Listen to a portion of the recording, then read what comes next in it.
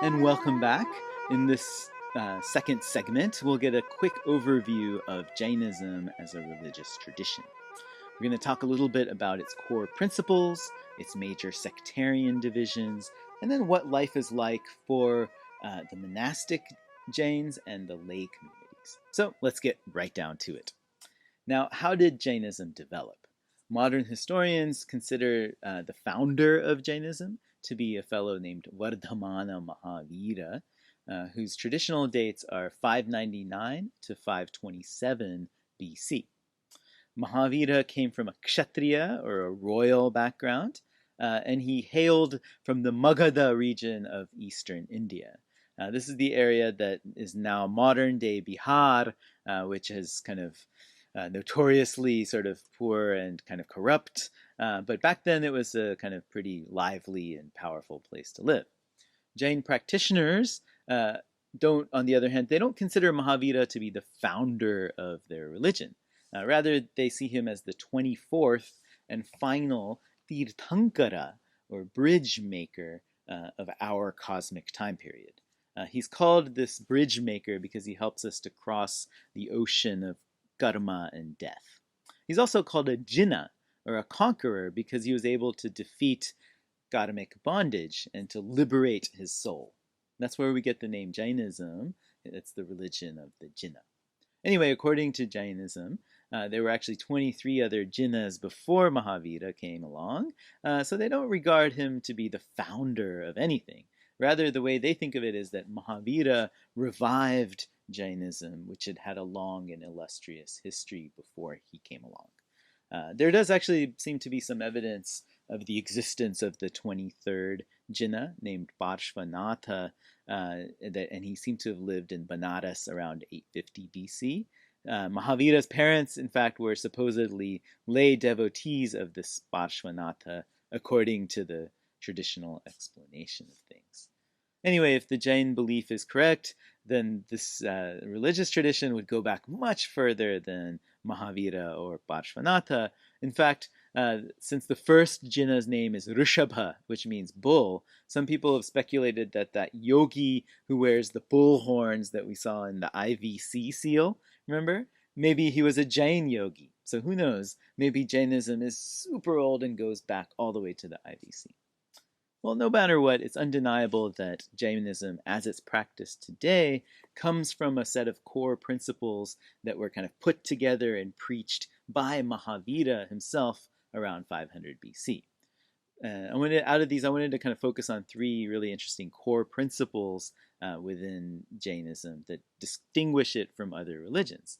The first and most important core principle of Jainism is the concept of ahimsa, or non-violence. Literally, it means non-harm, and the scholar Natmal Tatia actually, I think, explains it really beautifully. He says that it's like if you feel that every soul is autonomous, you'll never trample on its right to live.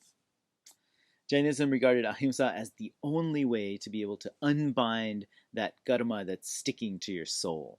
And so it's like the prime directive for Jain practitioners, to use a Star Trek phrase. They carry this idea of nonviolence to kind of a greater extreme than any other religion on the planet. For Jainism, all forms of life are equally precious. This means that not only that you have to be strictly vegetarian, but monks also take care when walking the street not to trample on insects, using soft brooms to gently sweep the ground in front of them. Some of the monks even wear mouth screens to protect any accidental swallowing of gnats or flies. All violence is bad, even unintentional violence, according to Jain doctrine. To make things complicated even more, all things have souls in Jainism, even elemental things like rocks and trees and water and fire. Everything from a stone to a god is equally filled with life. It's just that they have different numbers of senses. But because they have life, then one has to take great care not to hurt them or kill them, even in the cases of rocks and stones and trees and water. So maybe in some ways Jainism was also the first kind of hardcore environmentalism. Another important core principle of Jainism that can be quite instructive for us in today's kind of heated political climate is the notion of anekantavada, or non-absolutism. Tatia puts the idea this way. He says that it's like if you feel every person is a thinking person, you will not trample on his or her thoughts. The idea of mutual respect comes from the idea that all perspectives, even our own, are necessarily limited and incomplete. We're not as smart as a jinnah.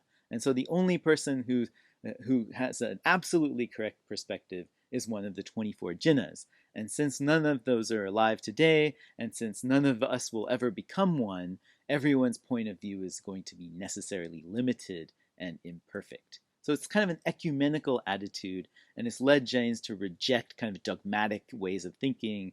It's really refreshing, I think, in a world where we always have to be right and our opponents always have to be wrong. Anyway, the third core principle of Jainism is the idea of non-possession, called aparigraha in Sanskrit. As Tatya says, if you feel that you own nothing and no one, you will not trample the planet.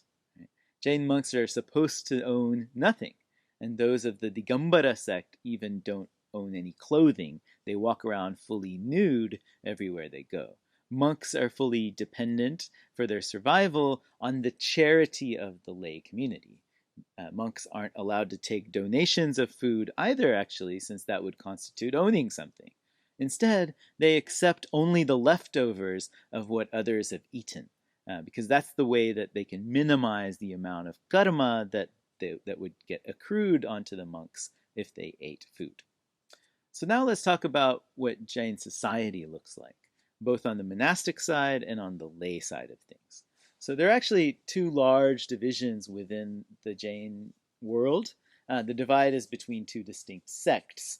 One is called the Digambaras, whose monks wear sky clothes. That means they're nude.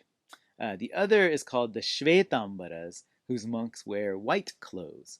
As their names imply, nudity is kind of the central issue that demarcates the difference between these two communities and where they develop their biggest disagreements. These disagreements have been there since at least 200 BC.